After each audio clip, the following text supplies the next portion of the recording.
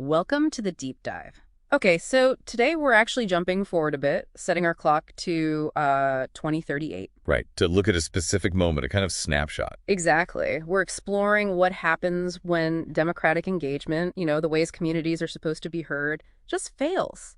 Our sources focus on Elena Rojas. Yeah, and this powerful image of her holding, not protest signs, but this thick binder. Heavy with ignored petitions, unanswered letters. It's about a pollution crisis, but really it's about systemic deafness. That's what the sources seem to be arguing. That's the core of it.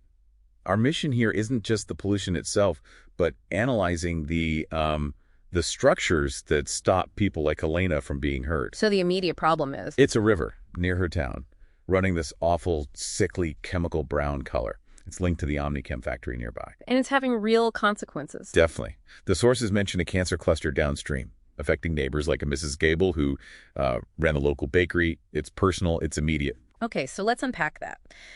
The sources draw a really clear line, don't they, between Omnichem and the political situation. Oh, absolutely. It's presented as a foundational power imbalance.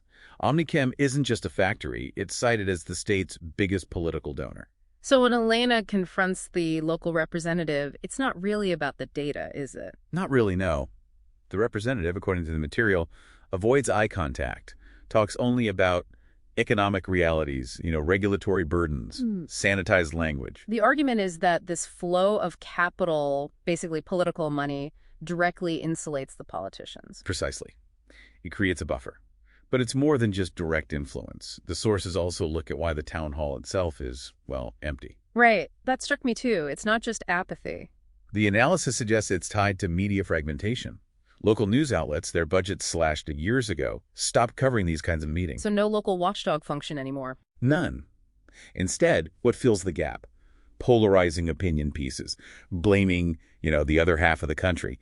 It shifts focus from local accountability to wider, distracting conflicts. And this connects to Elena's wider feeling of disillusionment. Yeah, it's not just the town hall. It's bigger things feeding into it.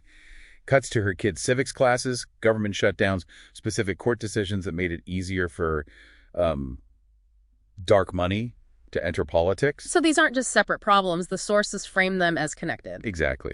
It's where Elena starts to see what academics call reinforcing loops. It sounds complex, but it's basically how different problems feed each other. Like money influencing regulations. Right. That's one. Deregulation allows more capital flow.